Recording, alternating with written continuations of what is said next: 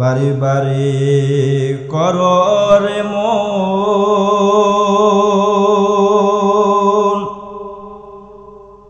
এবারে তো তোমার নয়,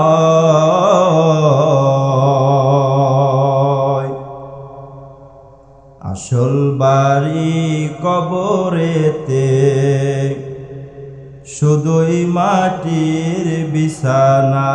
এই সমাজের ভিতরে এত ডেক্সেট বাজায়, বিয়ে বাড়িতে ডেক্সেট বাজায়, পিকনিক খায়, ঢোল পিটাইয়া বক্স বাজাইয়া নাচানাচি করে, ফুর্তি করে, বেয়াপনা কাজকর্ম করে, কিন্তু ওই সমস্ত লোক একবারও বলে নাই যে আমাদের সমাজের ভিতরে অমুক বাড়ি প্রত্যেক বছর কেন বক্স বাজাইয়া পিকনিক খাইবে, ঠিক কিনা? একদিনও বলছে? একবারও বলছে? বলে নাই। সুতরাং মূল কথা হলো এই যে আজকে এখানে মাহফিলের আয়োজন করা হয়েছে, এই মাহফিলকে আপনাকে মহব্বত করতে হবে। কি করতে হবে বলেন? কি করতে হবে? এটা কিসের বাগান? জান্নাতের বাগান। কিসের বাগান?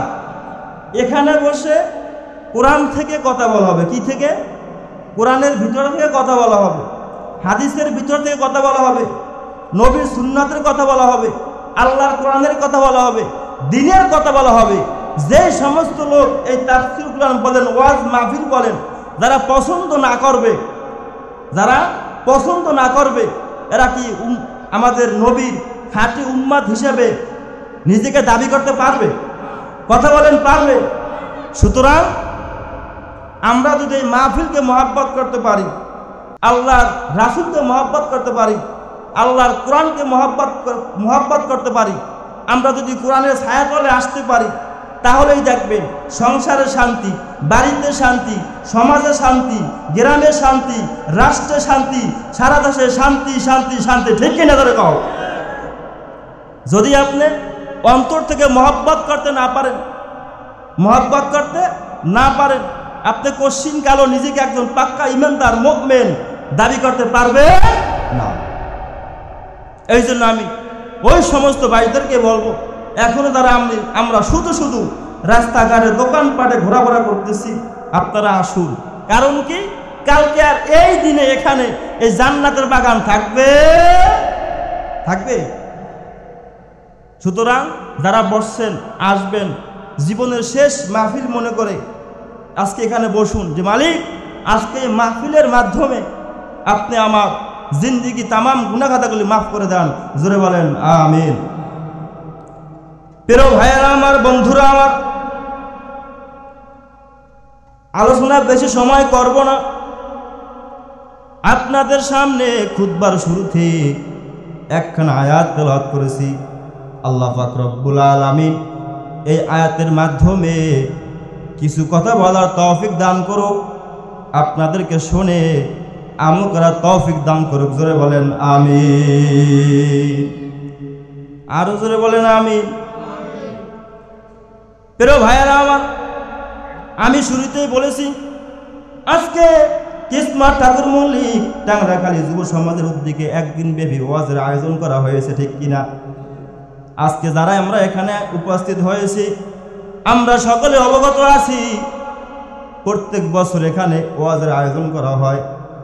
হয়তো আল্লাহ পাক রব্বুল আলামিন যদি মাহফিলকে কবুল করেন, আগামী বছর এখানে মাহফিল হবে ইনশাআল্লাহ। কথা কয় না কি? আমরা কি বেজার? কথা বোঝেন না? বোঝেন সবাই? তা একটু কথা না কইলে হুজুরে কিছু বুঝবে? ছাত্র যদি ক্লাস করা, মানে টিচার যখন ক্লাস করা দর্শ দেয়, ছাত্র যদি কথা না বলে, তাহলে ওস্তাদের মুখ থেকে কোনো কথা বের হবে? কথা কয় না, বের হবে?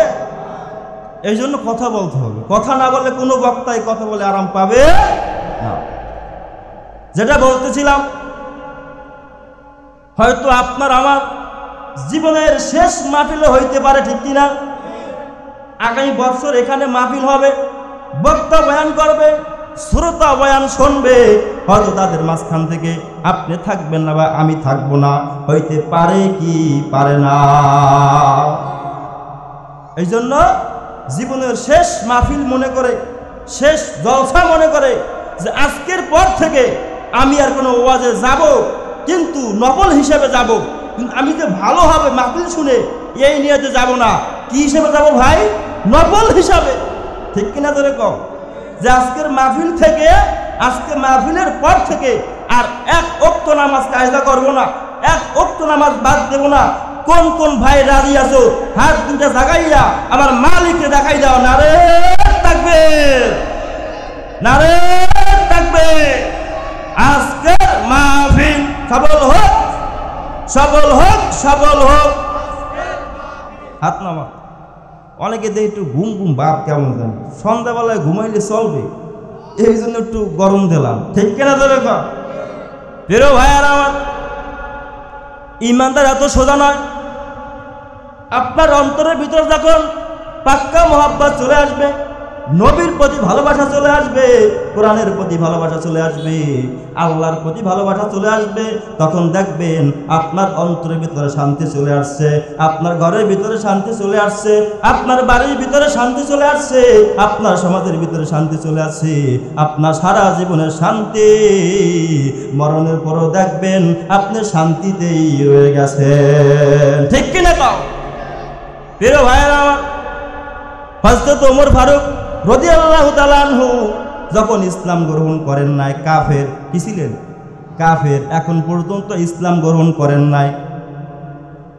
আবু জাহেল, উতবা, সাইবা তারা ঘোষণা করেছে যেই ব্যক্তি মুহাম্মাদের গর্দান কেটে তাদের সামনে আনতে পারবে, তারা পুরস্কার হিসাবে ওই ব্যক্তিকে 100 উট পুরস্কার দিবেন।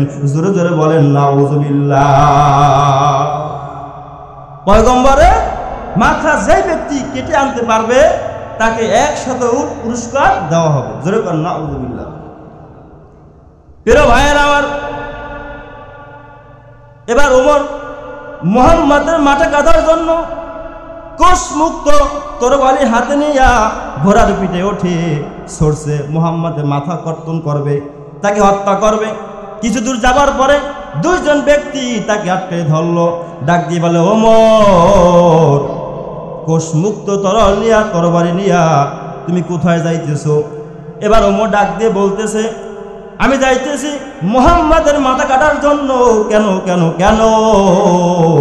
এবার বলতেছে, মুহাম্মদ কোরআন তেলাওয়াত করে করে কি করে? কোরআন তেলাওয়াত করে করে ইসলামের দাওয়াত দিয়ে দিয়ে আমাদের দলের লোক সব তার দলে নিয়ে যাইতেছে। জোরে জোরে কও সুবহানাল্লাহ। মুহাম্মাদের দলে যায় না আল্লাহর দলে যায়? কথা কয় না। কার দলে যায়? আল্লাহর দলে যায়। প্রিয় ভাইয়েরা আমার, এবার লোক তাকে বলতেছে, ওমর মুহাম্মাদের মাথা কাটটা ভালো কথা, কিন্তু একটা খবর কি শুনছনি? কি কথা? তোমার আপন বোন, তোমার আপন ভগ্নিপতি মুহাম্মাদের প্রেমে পড়ে, আল্লাহর প্রেমে পড়ে, কোরআনের প্রেমে পড়ে, তারা কালিমা পড়ে মুসলমান হয়ে ঘরের ভিতরে বসে সুন্দর মতো কোরআন তেলাওয়াত করতেছে। সুবহানাল্লাহ বাড়ি দিয়ে কইয়েন। প্রিয় ভাইয়েরা আমার, উমরের মাথা গরম হয়ে গেল। কি বলতেছো? আমার আপন বোন, আমার ভগ্নিপতি মুহাম্মাদের পাগল হয়ে, আল্লাহর পাগল হয়ে ঘরের ভিতরে কোরআন তেলাওয়াত করতেছে, এটা তো হতে পারে না। মুহাম্মাদের বাড়ির দিকে যাবে দূরের কথা, এবার নিজের বোনের বাড়ির দিকে চলে গেল, বাড়িতে হাজির হয়ে গেল। এবার বাহির থেকে ডাক দিতেছে বোন, ভিতর থেকে বলতেছে, ভাই একটু সময় অপেক্ষা করো, আমি এখনই দরজা খুলতেছি। খেজুর গাছের বেড়া, খেজুর পাতার বেড়া ফাঁক দিয়ে কান লাগায় শুনতেছে, ঘরের ভিতরে গুনগুন করে মধুর কণ্ঠে আমার মাওলার কোরআন তেলাওয়াত করতেছে। প্রিয় ভাইয়েরা আমার, ঘরের ভিতরে প্রবেশ করলো। এবার বোনকে লক্ষ্য করে বলতেছে, বোন তোমার হাতে ওইটা কি দেখা যাইতেছে? এবার বোন বলতেছে, আমার হাতে আমার আল্লাহর কোরআন দেখতেছো? এবার ভাই ডাক দিয়ে বলতেছে, বোন এই কোরআনটা, এই কিতাবটা আমার হাতে একটু দিবা নাকি? আমি একটু ধরে দেখতে চাই। এবার বোন তাকে লক্ষ্য করে বলতেছে, ভাই এটা তো তেমন কিতাব নয়, এটা তো বাইবেল নয়, এটা তো রামায়ণ নয়, এটা হচ্ছে এমন কিতাব লা ইয়ামাসসুহু ইল্লাল মুতাহহারুন।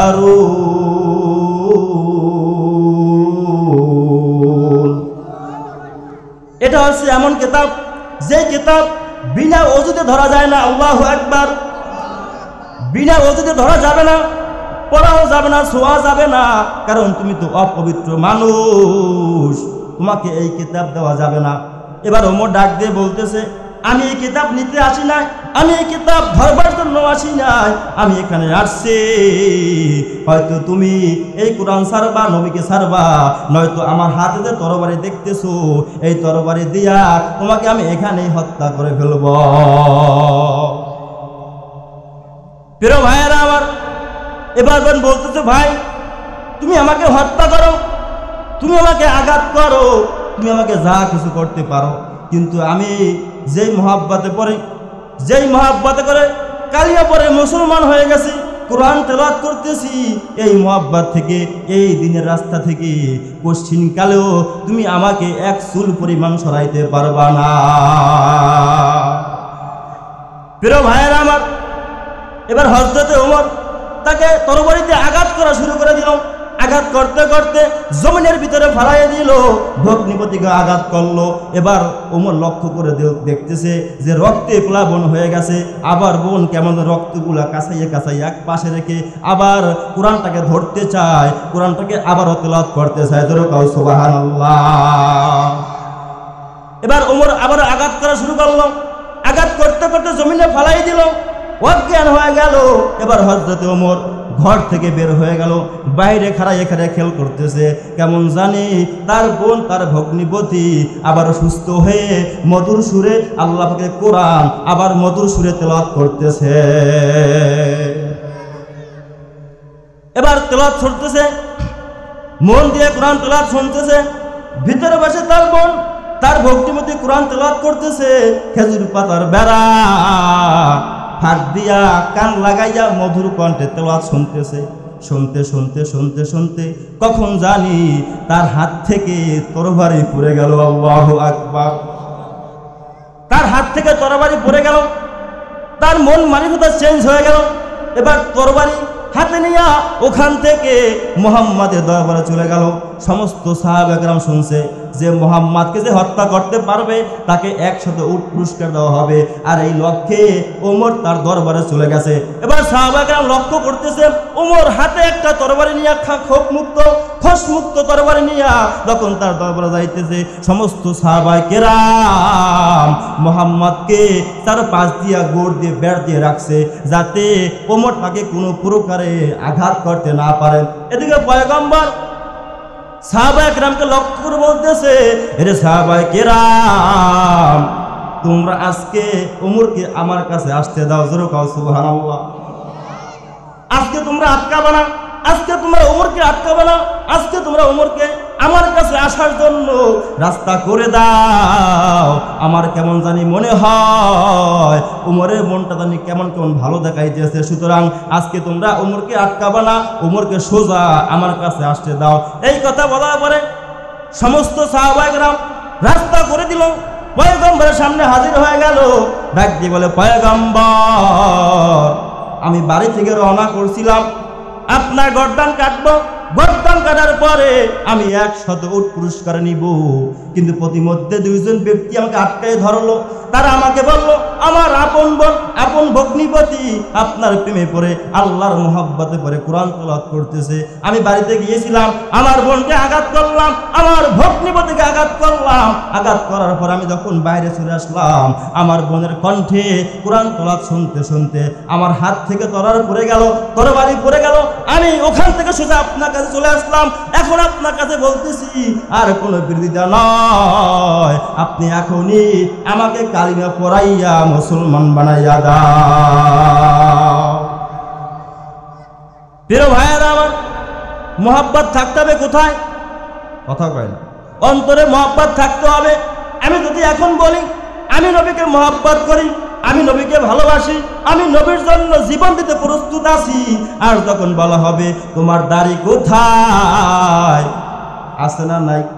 আমাদের সমাজে এমন রাসূল প্রেমিক আছে না নাই? বলে আমি নবীকে ভালোবাসি, আল্লাহকে ভালোবাসি, কোরআনকে ভালোবাসে, তখন বলা হবে তোমার 3.5 হাত বডির ভিতরে নবীর কোনো সুন্নাত দেখা যায় না। তখন বলে কি দাড়ি রাখা সুন্নাত, না রাখলে হইছে কি? জোরে কও নাউজুবিল্লাহ।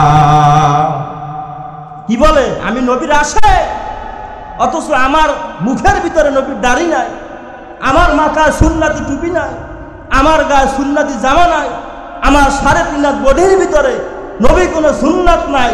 আর আমি যদি বলি আমি নবীর আশিক, আমি নবীর আশিক, আমি বলবো তোমার মতো টাটকা শয়তান আর এই জমিন আর হইতে পারে? কি রাগ করতেছেন নি? আবার কথা কয় না, রাগ করতেছেন? খারাপ কিছু বলতেছি তাইলে বললেন আমি তোমাকে আপনাদের এলাকার সন্তান, আমি তো আর দূর থেকে আসি নাই যে আমার ভয় লাগবে মনের ভিতরে, ঠিক কিনা ধরে কও? প্রিয় ভাইয়েরা আমার, এই জন্য যেটা বলতেছিলাম, সব সময় যে আমল করি না কেন আমলের ভিতরে মহব্বত থাকতে হবে, ইখলাস থাকতে হবে। আমাদের সমাজের ভিতরে এখনো দেখা যায় নামাজ পড়ে পড়ে কপালে কালো দাগ করে ফেলছে, আছে না নাই? নামাজ পড়ে পড়ে হাঁটুতে দাগ পড়েছে, নামাজ পড়ে পড়ে বয়স 60 থেকে 70 কোঠায় চলে গেছে, এখন পর্যন্ত 5 ওয়াক্ত নামাজ ঠিক মতো আদায় করতে পারে না। এমন মুসল্লি আমাদের সমাজে আছে না? না। প্রিয় ভাইয়েরা আমার, আসরে 4 রাকাত নামাজ, যখন নামাজ শুরু হয়ে গেল, 2 রাকাত শেষ হয়ে গেল, তখন মুরব্বী বাবা চলে আসলো, নামাজে শরীক হলো। যখন হুজুর সালাম ফিরাইলো, তার সাথে ওই ব্যক্তিও সালাম ফিরাইছে। এমন মুসল্লি আমাদের সমাজে আছে না? না। যে আমি যে 2 রাকাত নামাজ পড়ছি, 2 রাকাত পাই নাই, আমি যে মাসবুক হয়েছি, আমার যে 2 রাকাত নামাজ পরে পড়তে হবে, এই মাসালাও আমার জানা নাই। অথচ আমি সবসময় তৈয়ার থাকি। ইমাম সাহেব ভুল কোখান থেকে ধরা যায়, কোন জায়গাতে ধরা যায়? হুজুরের মসজিদে কেমনে ঢুকলো? ডান পা দিয়ে ঢুকছে না বাম পা দিয়ে বাইরেছে? বাথরুমে ঢোকার সময় আগে বাম পা দিয়েছে না ডান পা দিয়েছে? ভাত খাওয়ার সময় প্লেটটা সুন্দর মতো পরিষ্কার করছে, দস্তখানা নেছে? এরকম ভুল ধরার জন্য এক প্রকারের মুসল্লি আমাদের সমাজে আছে না নাই? জোরে বলেন, আছে না নাই? আমার কথা হলো, আগে আপনার নিজের দিকে তাকান, আগে আপনার নিজের দিকে তাকান, আপনার নিজের আমল আগে ঠিক করুন।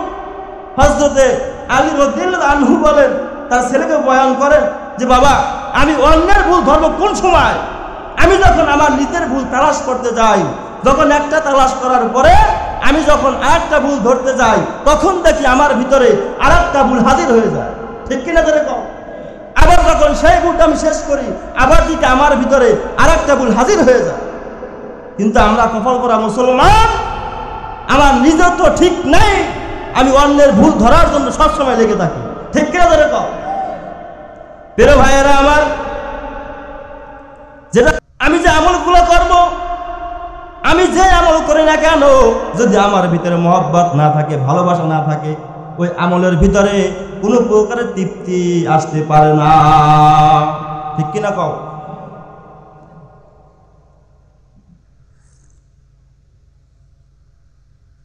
ভাইরা আমার, যেটা বলতেছিলাম, আপনি যেই আমল করেন না কেন, আজকে যেখানে মাহফিলে চলে আসছেন, এখানে অনেকে এরকম বলতে পারেন আমাদের সমাজের মাহফিল, আমার বাড়ির সামনের মাহফিল, আমি যদি এখানে না যাই মানুষ কি বলবে? এই নিয়াত করে এখানে আসছেন, এতে কোনো ফায়দা হবে কি? ফায়দা হবে কি? ফায়দা হবে না। এই জন্য আপনি যা কিছু করেন না কেন, আপনার ভিতরে ইখলাস থাকতে হবে। প্রিয় ভাইয়েরা আমার, পয়গম্বরের ছাত্র হযরতে বুরায়দা আসলামী রাদিয়াল্লাহু আনহু, জায়গা নাই, জমিন নাই, ঘর নাই, বাড়ি নাই, সুন্দর চেহারাও না, নিকৃষ্ট কালো চেহারা, দেখতেও ভালো দেখায় না। হঠাৎ করে পয়গম্বর হযরতে বুরায়দা আসলামীকে লক্ষ্য করে বলতেছে, এরে বুরায়দা, তুমি তো এখন পর্যন্ত আমার একটা সুন্নাত আদায় করতে পারো না। জোরে কও সুবহানাল্লাহ। তুমি এখন পর্যন্ত একটা সুন্নাত আদায় করতে পারো না। আর আমরা সুন্নাত পালন করতে চাই না, সুন্নাত পালন করতে চাই না। প্রিয় ভাইয়েরা আমার, এবার হযরতে বুরায়দা আসলামী, তার 2 চোখ থেকে দর দর করে পানি পড়তে শুরু হয়ে গেল। লক্ষ্য করে বলতেছে, ইয়া রাসূলুল্লাহ, আপনার প্রেমে পড়ে, আপনার মহব্বতে পড়ে মা সাল্লাম, বাবা সাল্লাম, জায়গা সাল্লাম, জমিন সাল্লাম, ঘর সাল্লাম, বাড়ি সাল্লাম, আপনার দরবারে পড়ে আছে। এরপরও যদি বলেন আপনার একটা সুন্নাত আমি এখন পর্যন্ত পালন করতে পারি নাই, এর থেকে বড় দুঃখ কষ্ট থইবার জায়গা আমার বুড়াদার নাই। সুবহান।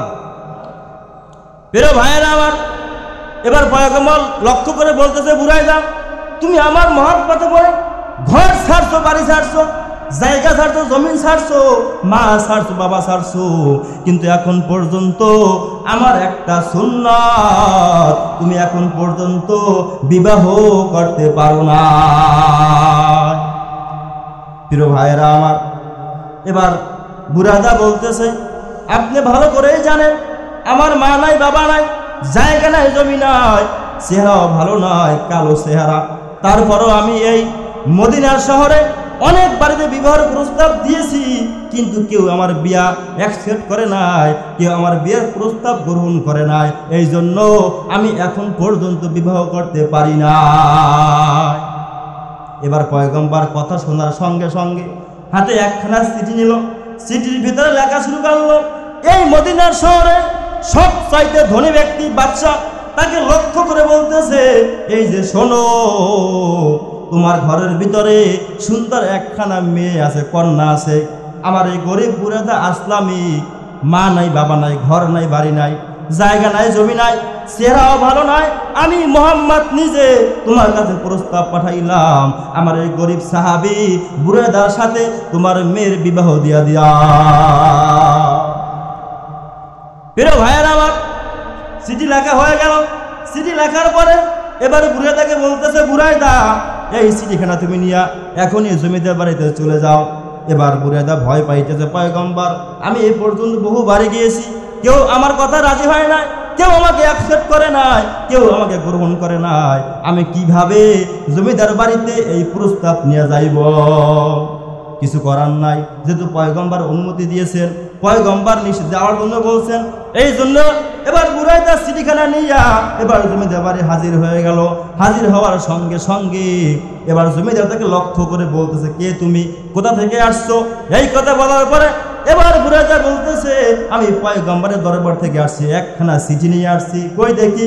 এবার জমিদার তখন চিঠিখানা খুলে দেখতেছে, চিঠির ভিতরে লেখা, জমিদার বাবা, তোমার ঘরের ভিতরে সুন্দর একটা রমণী আছে, সুন্দর একটা কন্যা সন্তান আছে, আমার যে বুড়াদা আসলামি গরিব সাহাবী, সেও ভালো নয়, তার সঙ্গে আমার মেয়ের বিবাহের প্রস্তাব পাঠিয়ে দিলাম। প্রিয় ভাইয়েরা আমার, এই চিঠি লেখা দেখার সঙ্গে সঙ্গে জমিদার ব্যক্তির মাথা গরম হয়ে গেল।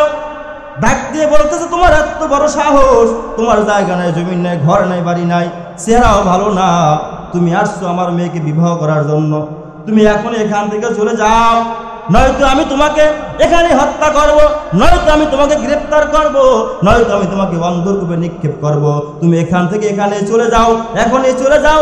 এই কথা বলার পরে সঙ্গে সঙ্গে হযরতে বুরায়দা আসলামী রাদিয়াল্লাহু আনহু ভয়ে কাঁদতে কাঁদতে ওখান থেকে চলে গেল। এদিকে যাবার পরে ঘরের ভিতরে তার মেয়ে জানলার ফাঁক দিয়ে শুনতেছিল একটা ছেলে তার বাসা চলে আসছে। এবার বাবাকে লক্ষ্য করে বলতেছে, বাবা, এতক্ষণ পর্যন্ত ওই বুরায়দার সাথে তুমি কি কথাবার্তা বলতেছিলা? এবার বাবা তাকে লক্ষ্য করে বলতেছে, মাগো, মদিনার নবী পয়গম্বর সাল্লাল্লাহু আলাইহি ওয়াসাল্লাম তোমার জন্য বিবাহের প্রস্তাব নিয়ে পাঠাইছেন। এই যে ছেলেটা আসছে, তার চেহারাও ভালো নয়, দেখতে ভালো দেখা যায় না, জায়গা নাই, জমিন নাই, ঘর নাই, বাড়ি নাই, তার সাথে তোমার বিবাহের প্রস্তাব নিয়ে আসছে, এই জন্য আমি তাকে এখান থেকে পাঠাই দিলাম। এই কথা বলার সঙ্গে সঙ্গে এবার তার মেয়েটাকে লক্ষ্য করে বলতেছে, বাবা, হযরত বুরায়দা আসলামী রাদিয়াল্লাহু আনহু তার হয়তো জায়গা নাই, জমিন নাই, ঘর নাই, বাড়ি নাই, চেহারাও ভালো নয়, কিন্তু আমি একটা কথা জানতে চাই, হযরত বুরায়দার জন্য আমার কাছে বিয়ার প্রস্তাব কে পাঠাইছে? প্রিয় ভাইয়েরা আমার, এই কথা বলার সঙ্গে সঙ্গে এবার আমি লক্ষ্য করে বলতেছে, বাবা, তুমি আমাকে মেয়ে বলে পরিচয় দাও বা না দাও, আমাকে মেয়ে হিসেবে মানো বা না মানো, আমি তোমাকে সাফ সাফ জানাই দিলাম, সেই পয়গম্বর আমার জন্য বিয়ের প্রস্তাব পাঠাইলো এই দুনিয়ার জমিনে, আর পয়গম্বরের প্রস্তাব ছাড়া আর কোনো প্রস্তাব আমার সাথে সম্মানের হইতে পারে না। ওদিকে বুরেদা ইসলামী চলে গেল, জলসা চলতেছিল, জলসার পিছনে বসে হযরতে বুরাইদা ইসলামী কান্নাকাটি করতেছিল। এবার পয়গম্বর লক্ষ্য করলো বুরাইদা তার জলসার পিছনেই বসে আছে। ডাকতে বলে, বুরাইদা কি হয়েছে? এবার সে বুরাইদা সংক্ষেপে তাকে বলতেছে, আমি যখন জমিদার বাড়িতে গেলাম তখন জমিদার ব্যক্তি আমাকে মারার চেষ্টা করেছে, আমাকে বন্দী করে বলেছে, আমি ভয়ে ওখান থেকে চলে আসলাম। এর ভিতরে জমিদার ব্যক্তি তার সামনে হাজির হয়ে গেল। ডাক দিয়ে বলে, ইয়া রাসূলুল্লাহ, আমার বড় অন্যায় হয়ে গেছে, ভুল হয়ে গেছে। আল্লাহু আকবার। আমার বড় অন্যায় হয়ে গেছে, ভুল হয়ে গেছে। আপনি আজকে আপনার বুরাইদা ইসলামীকে আপনি এখনই তাকে বিবাহের জন্য প্রস্তুত করে দেন। আজকে রাতে আমার মেয়ের সাথে আপনার বুরাইদা ইসলামীর বিবাহ সম্পূর্ণ হবে। সুবহানাল্লাহ। প্রিয় ভাইয়েরা আমার, এবার জমিদার ব্যক্তি ওখান থেকে চলে গেল। এবার পয়গম্বর সমস্ত সাহাবায়ে কেরামকে লক্ষ্য করে বলতেছে, এরে সাহাবায়ে কেরাম, তোমরা সকলেই জানো যে বুরাইদা ইসলামী গরিব মানুষ, তার জায়গা নাই, জমিন নাই, ঘর নাই, বাড়ি নাই, কিন্তু যেহেতু জমিতে এবারে বিবাহ করতে যাবে এই জন্য একটা খরচা আছে না নাই? আছে না নাই? কিন্তু বুরাইদা ইসলামীর কাছে তো টাকা পয়সা নাই। এবার পয়গম্বর সমস্ত সাহাবায়ে কেরামকে বলতেছে, তোমরা উপস্থিত ভাবে এখন বুরাইদা ইসলামীকে এখনই সবাইকে সাহায্য করবা। কিতাবের ভিতরে লেখা হয়, উপস্থিত ভাবে ওই সময় সমস্ত সাহাবায়ে কেরাম মিলে হযরত বুরাইদা ইসলামীকে 2000 দিরহাম তাকে ওখানে উপহার দিয়েছে। সুবহানাল্লাহ। বর্তমান বাজারে 2000 দিরহামের দাম 200 কোটিরও বেশি হবে। প্রিয় ভাইয়েরা আমার, বস্তার ভিতরে স্বর্ণ মুদ্রা দিয়ে দিল, তাকে বাজারে পাঠাই দিল, যাও যাও বাজারে গিয়ে ভালো ভালো মার্কেট করবা, ভালো ভালো বাজার করবা, কারণ তুমি আজকে জমিদার বিবাহ করতে যাবা। যখন বাজারে চলে গেল, মার্কেট করতেছে, মার্কেট করতে করতে হঠাৎ করে মদিনার গলি থেকে, মদিনার কাবারা থেকে, মদিনার গলি থেকে কে যেন লক্ষ্য করে বলতেছে, রে আল্লাহর গোলাম, কারা আসো? নবীর প্রেমিক কারা আসো? আজকে ময়দানের ভিতরে, যুদ্ধের ময়দানে নবীর প্রেমিকরা আল্লাহর জন্য, আল্লাহর কোরআনের জন্য, দ্বীনের জন্য মার খাইতেছে। তোমরা কে আসো?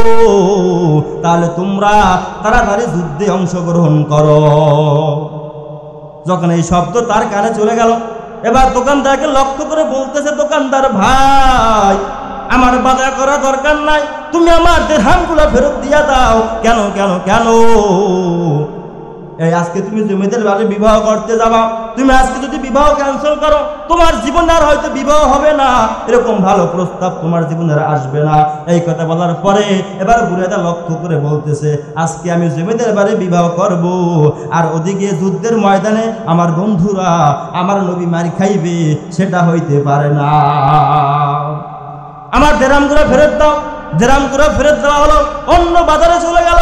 অন্য বাজারে যাবার পরে একটা ঘোড়া কিনলো আর একটা তরবারি কিনলো। ঘোড়া আর তরবারি নিয়া একটা গামছার মতো কাপড় দিয়া তার মুখ কোনা ঢেকে যুদ্ধের ময়দানে ঝাঁপিয়ে পড়লো। যুদ্ধ করতে করতে করতে করতে হযরত বুরাইদা ইসলামী ইসলামের পতাকা মুখের ভিতরে কামড়াইয়া ওই যুদ্ধের ময়দানে শহীদ হয়ে গেল। প্রিয় ভাইয়েরা আমার, মহাব্বতের কারণে, ভালোবাসার কারণে, মহাব্বতের কারণে কোনো বিবাহ শাদীটাকে আটকাইতে পারে না। মহাব্বতে পরে ময়দানে চলে গেল দ্বীনের জন্য, রাসূলের জন্য, আল্লাহর জন্য। ওই ময়দানে যুদ্ধ করতে করতে হযরত বুরাইদা ওখানে শহীদ হয়ে গেল। যুদ্ধ শেষ হয়ে গেল, সংক্ষেপে বলতেছি, যুদ্ধ শেষ হয়ে গেল। শেষ হবার পরে এবার সৈনিক লক্ষ্য করে বলতে, দেখো আমাদের কোনো মুসলিম সৈনিক মারা গেছে কিনা। সমস্ত ময়দান ঘুরে ঘুরে মুসলমান কোনো সৈনিক মারা যায় না, কিন্তু একজন মারা গেছে, সে হলো হযরত বুরাইদা ইসলামী। সবাই আশ্চর্য হয়ে গেল, কি ব্যাপার? সে তো আজকে বিবাহ করার কথা, তার তো আজকে জমিদার বাড়ি বিবাহ করার কথা, সে কিভাবে এখানে চলে আসলো? তারা কাঁদতে কাঁদতে পয়গম্বরের কাছে চলে গেল। পয়গম্বর শুনে একটা চিৎকার মারলো। চিৎকার মারার পরে বলতেছে, তোমরা কেউ বুরাইদা আসলামীকে ধরবা না, আমি নিজে বুরায়দা আসলামীর লাশের কাছে যাব, যাইয়া বুরায়দাকে জড়াইয়া ধরে কান্দে। সাহাবা কেরামও কান্নাকাটি করতেছে, পয়গম্বরও কান্নাকাটি করতেছে। এবার পয়গম্বর হযরত বুরায়দাকে লক্ষ্য করে বলছে, বুরায়দা, মুহাব্বতের কারণে যেহেতু তোমাকে বিবাহ আটকাইতে পারে নাই, জুবাইদের বাড়ি বিবাহ তোমাকে আটকাইতে পারে নাই, তুমি এখানে দ্বীনের জন্য, ইসলামের জন্য, কোরআনের জন্য, রাসূলের জন্য জীবন দিয়া দিলা। যাও যাও যাও, আল্লাহ পাক রব্বুল আলামিন এর চাইতে ভালো পুরস্কার তোমাকে দান করবেন। সাহাবা কেরামও কান্নাকাটি করতেছে, পয়গম্বরও কান্নাকাটি করতেছে। এবারে পয়গম্বর যখন আসমানের দিকে তাকাইলো, আবার নিচের দিকে তাকাইলো, হঠাৎ করে পয়গম্বর মুস্কি হেসে দিলেন। মুস্কি হাজার পরে এবার সাহাবা কেরাম প্রশ্ন করতেছেন, ইয়া রাসূলুল্লাহ, আপনি এতক্ষণ পর্যন্ত কাঁদতেছিলেন, যখন আসমানের দিকে তাকাইলেন আবার নিচের দিকে তাকাইলেন, মুস্কি হেসে দিলেন, ব্যাপারটা কি? এবার পয়গম্বর তাদেরকে লক্ষ্য করে বলতেছে, হে সাহাবা কেরাম, তোমরা ভালো করে শুনে নাও, আমি যখন আসমানের দিকে তাকাইলাম আমি দেখলাম জান্নাতের সমস্ত হুরেরা আমাকে লক্ষ্য করে বলতেছে, ইয়া রাসূলুল্লাহ, আপনি তাড়াতাড়ি বুরায়দাকে দাফন করে দেন, কারণ আল্লাহ পাক রব্বুল আলামিন বুরায়দার সাথে আর হুরদের সাথে বিবাহ দেওয়ার ঘোষণা করে দিয়েছেন। জোরে কও সুবহানাল্লাহ। প্রিয় ভাইয়েরা আমার, এবার কিতাবের ভিতরে বলা হয়, লেখা হয়, এবার বুরায়দা আসলামী পয়গম্বর লক্ষ্য করে বলতেছে, হযরত বুরায়দা আসলামী শুধু এখানে শেষ হয় না, আল্লাহ পাক রব্বুল আলামিন এবার পয়গম্বর ডাকাই জানাই দেয়, পয়গম্বর আপনি জমিতে পারি মেয়েকে জানাই দেন, যেহেতু সে বুরায়দাকে বিবাহ করার জন্য রাজি হয়ে গেছে, এই জন্য যেহেতু আজকে বুরায়দা শহীদ হয়ে গেছে, এই জন্য সে যেন মনে কোনো কষ্ট না নেয়, তার মনে কোনো দুঃখ না নেয়, তাকে আপনি জানাই দেন কাল হাসরের ময়দানে বুরায়দা আসলামীর সাথে আর জমিদার বাড়ির মেয়ের সাথে আমি আল্লাহ নিজে বিবাহ পড়াইয়া দিব। শুধু বিবাহই পড়াইবেন না, আল্লাহ পাক রব্বুল আলামিন বলেন, ওই বিবাহ অনুষ্ঠানে কাল কিয়ামতের দিন হাসরের ময়দানে আল্লাহ পাক রব্বুল আলামিন সমস্ত হাসরবাসীকে, সমস্ত জান্নাতীবাসীদেরকে সকলকে বুরায়দা আসলামী এবং ওই মেয়ের বিবাহ অনুষ্ঠানে সবাইকে আল্লাহ পাক রব্বুল আলামিন মেহমানদারি করাইবে। প্রিয় ভাইয়েরা আমার, সামনে আর যাব না, অনেক কথা বললে শেষ হবে না। মোট কথা হলো আমাদের প্রথমত মহব্বত করতে হবে, রাসূলকে মহব্বত করতে হবে, কোরআনকে মহব্বত করতে হবে, আল্লাহকে মহব্বত করতে হবে। যদি আমার ভিতরে মহব্বত চলে আসে তাহলেই দেখবেন নামাজের ভিতরে শান্তি, রোজার ভিতরে শান্তি, সমস্ত আমলের ভিতরে শান্তি চলে আসবে। আল্লাহ পাক রব্বুল আলামিন আপনাকে আমাকে সবাইকে বোঝার তৌফিক দান করুন। জোরে বলেন আমিন। আমি আর সামনে যাব না, আল্লাহ পাক রব্বুল আলামিন আপনাকে আমাকে সবাইকে বোঝার তৌফিক দান করুক। আর যে কথাগুলো বলেছি সর্বপ্রথম আল্লাহ পাক রব্বুল আলামিন আমাকে তৌফিক দান করুক, তারপরে আপনাদেরকে তৌফিক দান করুক। জোরে বলেন আমিন। আসসালামু আলাইকুম ওয়া রাহমাতুল্লাহি ওয়া বারাকাতুহু।